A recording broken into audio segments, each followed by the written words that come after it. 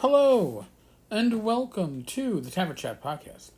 I am your host, Eric Tenkar, your bartender in the OSR, your main proprietor at the Tenkar's Tavern blog, Discord server, MeWe group, Facebook group, Twittering, and Instagram. So, I am going to offer my opinions on something, but first, I'm going to give a snippet of news. Now, if you're an old school gamer, it probably doesn't mean too much to you, but Paizo's owner, Lisa Stevens, has announced that she's going to take a less direct leadership role. So basically, she is going to promote Jeffrey Alvarez to the position of president. And she will still be CEO, but she's stepping back and she plans on retiring in a relatively near future, a year or two, whatever. Undefined. So, what does that mean to gaming? I don't know. Lisa's been the direction of Paizo for, 20 years or so? So, it's going to be interesting. I don't know. Paizo's already gone to... listen, as old school gamers, we talk about racist class, right? Paizo's gone away from even having racist, they call them heritages now. And now I'm gonna swing into my opinionated aspect of this episode, and I'm gonna say that Drizzt, while I enjoyed reading the books, especially the Clara Quintet, the first couple of books we got introduced, because they were good popcorn reading when I was younger, is probably the worst thing that happened to D&D as a game. Because here we are when the Drow or the Drow, I always call it Drow, I've heard it pronounced Drow, were introduced. They were all evil, right? There were no exceptions. Just like orcs were evil, goblins were evil, whether they're chaotic evil, lawful evil, depended on the actual race in question. But Drizzt was this good Drow, right? So then everybody wanted to play Drizzt, the Drow Ranger. And now, with 5e, people want to play the lawful good Minotaur, the lawful good Orc, the chaotic good Gnoll, or whatever. And if you accept the idea that player characters are the exception, right? You could always say, like dwarves, so the default dwarf alignment was always lawful good, the default elven alignment was always chaotic evil. But you always had like NPCs that could be evil, and you could have PCs that were evil, right, or neutral.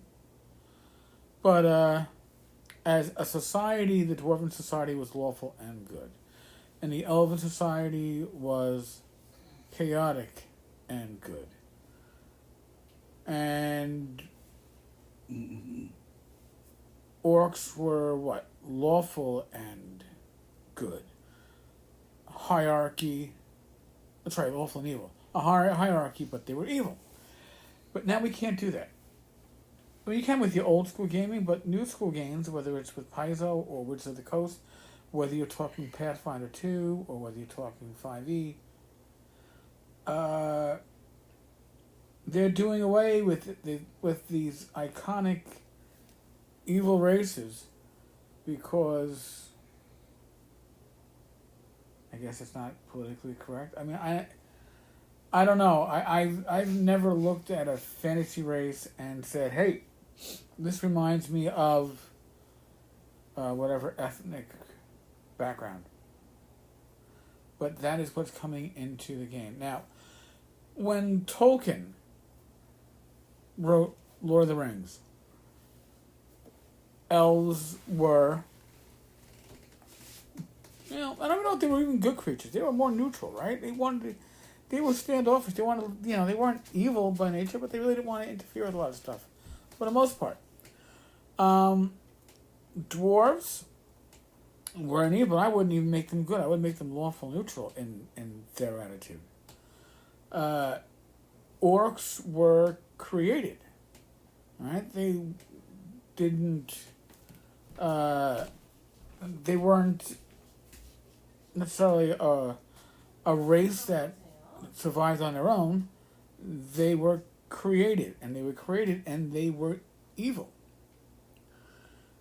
So that's the history of this stuff in gaming, right? This is where this comes from. But now you can't.